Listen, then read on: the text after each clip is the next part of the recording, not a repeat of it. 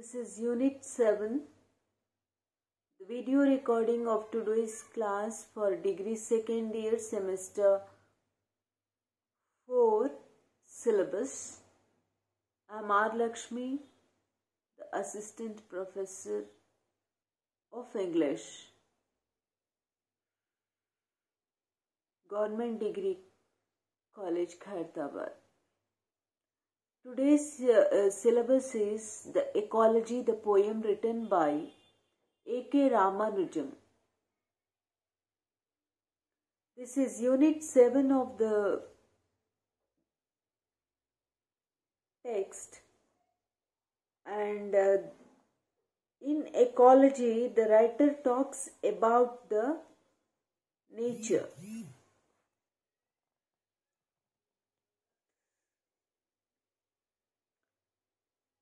There are pre-reading questions about the writer regarding the national anthem and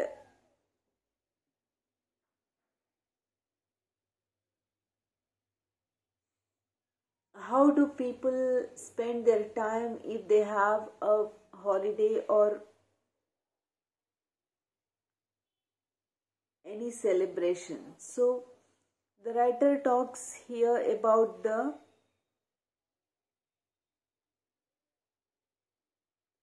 social culture that is in our country, that is about Indian cultures, traditions, and the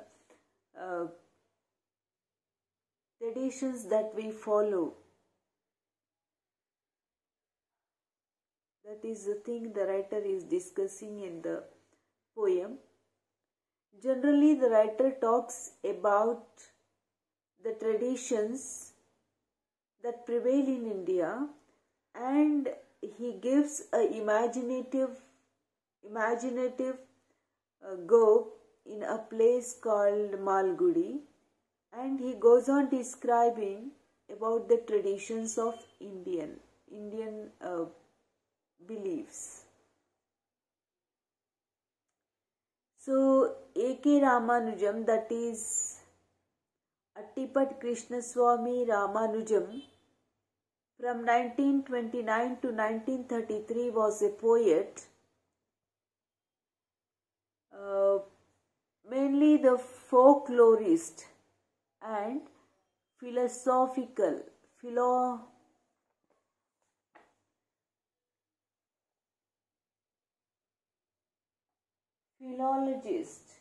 critic, and cultural historian, born in Mysore. So these are the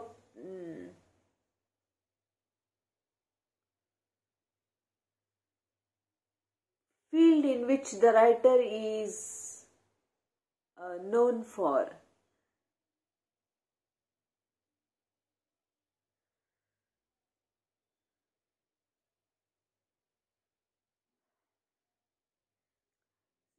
He is known for his South Asian languages and civilization, and he got educated at the University of Chicago, and he is working at the University of Chicago.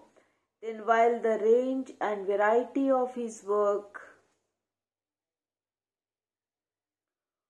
offer evidence of his scholarship, his profound knowledge of each field, then his poems are marked by gentle irony and deep reflection of human relations.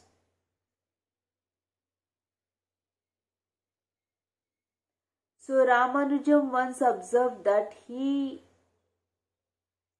was the hyphen in the phrase Indo-American, and his work displays our intense engagement with Indian traditions.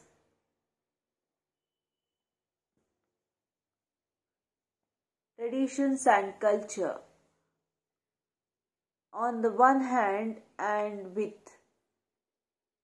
modernist issues such as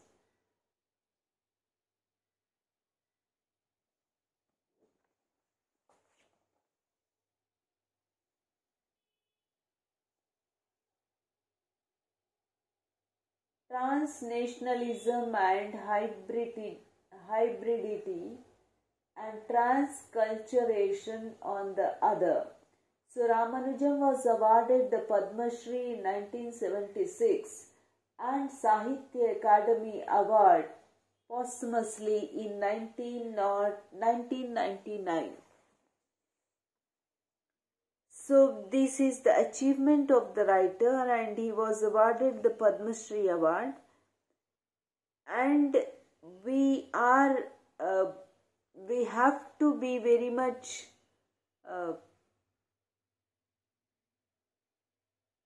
aware of his writings, because he talks about the Indian traditions and culture in the place called Malgudi, which is a South Indian society according to his imaginative world. And he writes the poem where he talks about the beliefs and traditions, the things which he did not like is also presented with a kind of irony.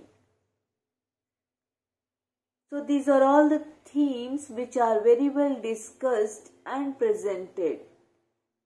So now I just read the poem, then I explain what does the writer wants in the poem Ecology that a reader has to know about, or reader will realize.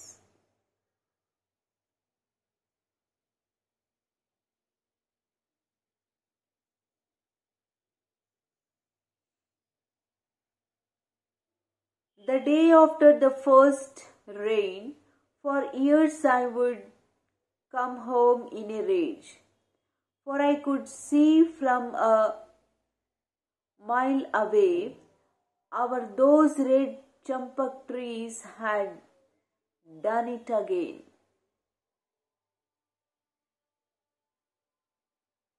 Had burst into flowers and given mother her first blinding migraine of the season. With their straight, long, heavy hung, yellow pollen fog of a fragrance no wind could shift.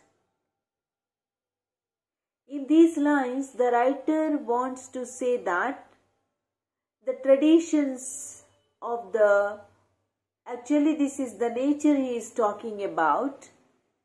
The nature he talks is whenever there is a shower or the first rain in any place, the situation what happens is the writer talks about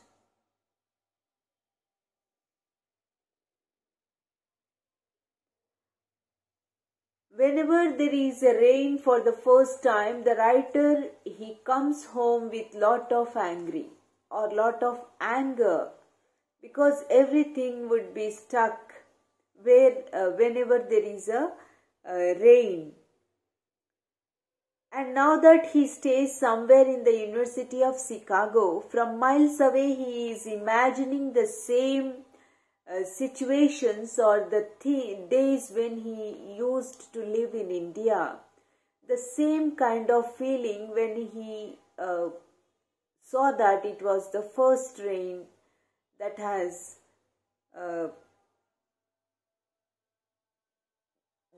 come in the season of rain, and he is undergoing the same feelings again. For I could see from a miles away he is not in India, he is somewhere, but he is giving his imaginative thought the same feelings.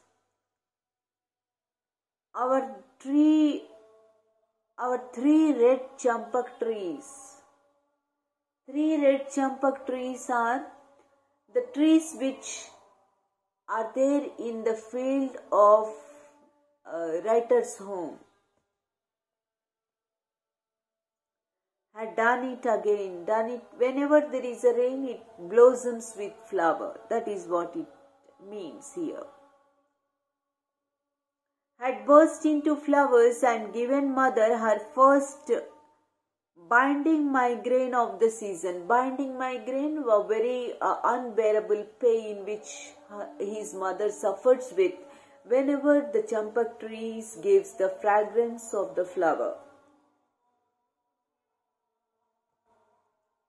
Now with their street-long heavy-hung yellow pollen fog offered fragrance no wind could shift. Even if there is a lot of wind with which they may feel that the fragrance which gives the pain would shift, the writer observes that no wind has that kind of swiftness with which the fragrance could be vanished. It still remains in the same place.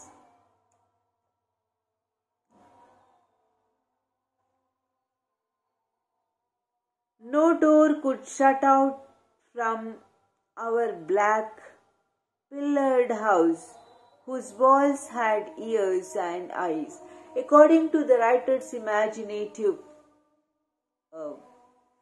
thought, the writer talks about that no door could shut out from our black pillared house. The house has the pillars and no door can close. The fragrance cannot be stopped from entering the house. That is what the writer is talking about. And then he gives the imaginative way that the walls have the ears and eyes, because of which everything enters into the home.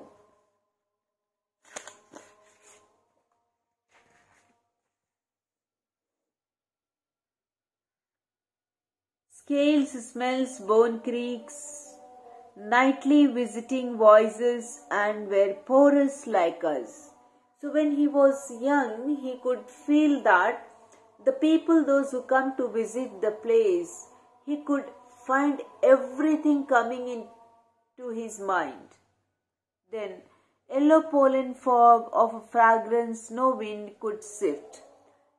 And so he feels that no air can blow away the fragrance of the trees. No door could shut out from our black pillared house, whose walls had ears and eyes. So according to the writer, his house has got walls and ears, because the day the writer will discuss something, the next day he finds that it is stolen by some other.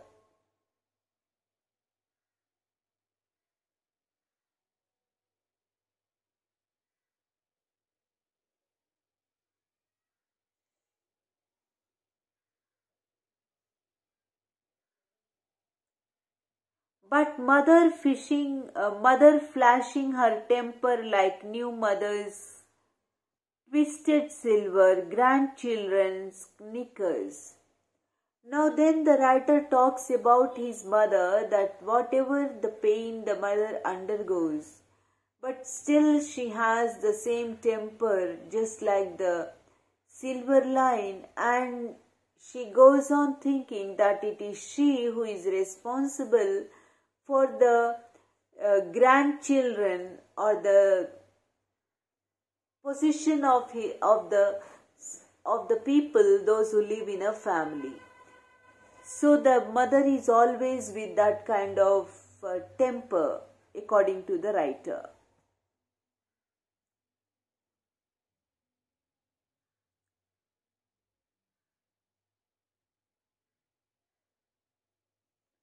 Wet as the cold pack on her head, would not let us cut down a flowering tree. Then even if the writer wants to cut that flowering tree, because it is giving lot of migraine pain to the mother, Mother never wants that tree to be cut. It is just like the cold pack which a person uses on the head. Whether the person likes it or not, the person has to bear with that feeling.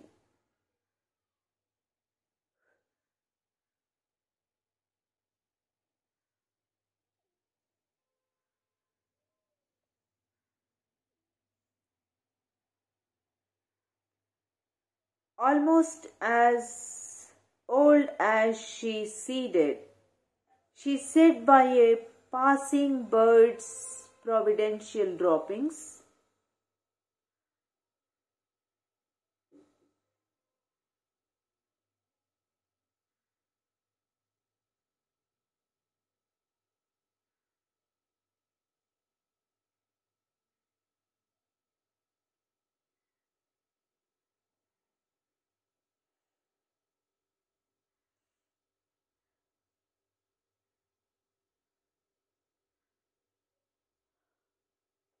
So the writer is saying that almost as old as she seeded, she said by a passing bird, providential droppings. Then the mother is of the opinion that the tree has to be respected because the day she has entered that family, from that day onwards, she is watching the trees which are there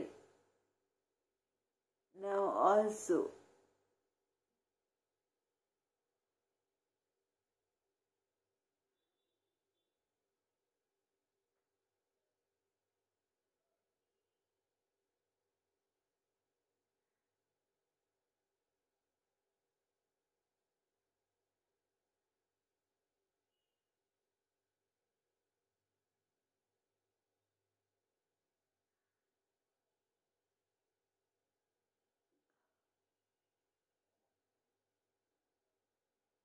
To give her gods and her daughters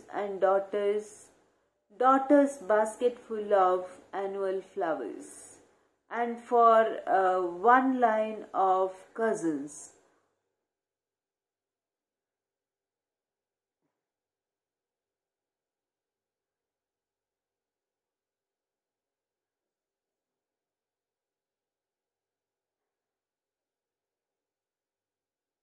So, in the ending of the poem, the writer is talking about the feelings with which the mother doesn't want or doesn't allow the uh, writer to cut the tree, champak tree, which causes pain or the migraine to the mother.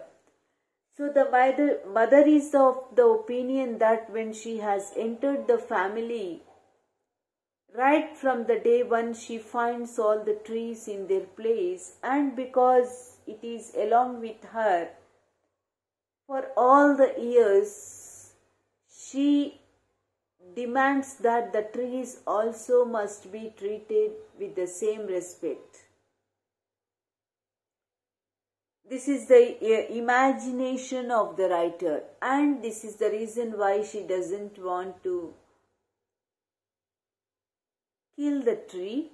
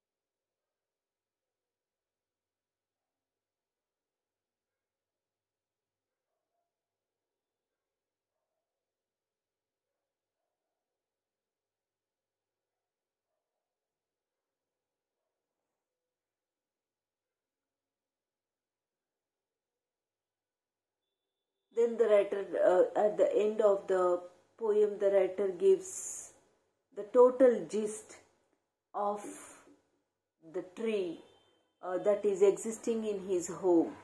The writer tells that his mother doesn't want the tree to be cut because she needs flowers for the prayers when she offers to the god. And then she wants that flowers because she wants to give the basket full of flowers to the daughters when they are at their mother-in-law's place.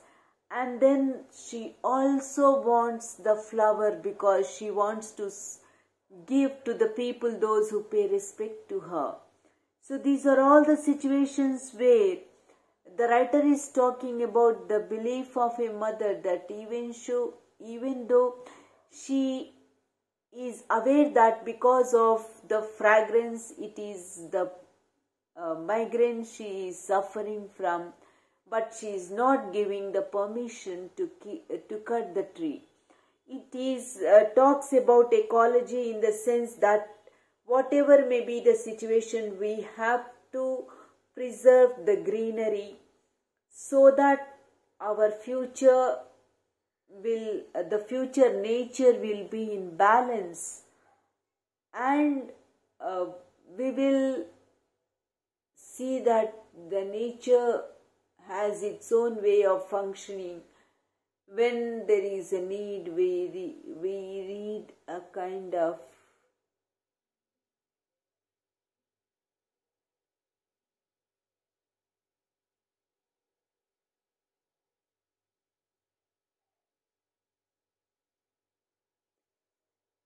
So this is all about the poem for degree second year syllabus about the writer, where we see that ecology, which the title itself says that ecology is the balance of the greenery in the nature, where we always read the demographic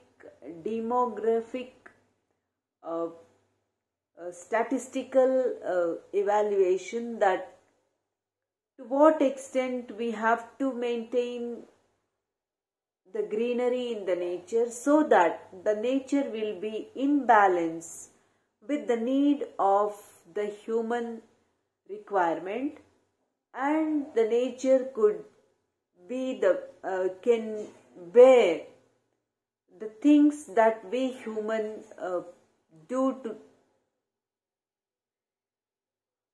to live in this world.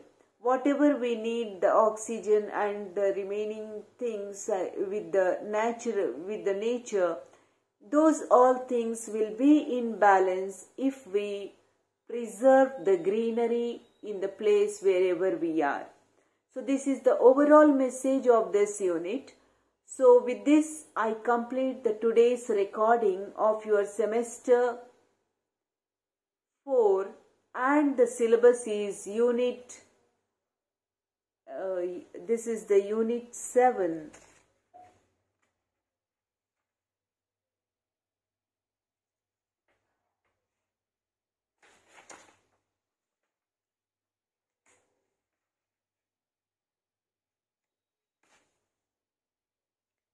This is the Unit 7. So Unit 7, the poem I have completed.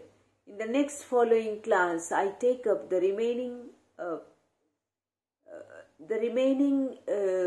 units for the video classes. So thank you to all.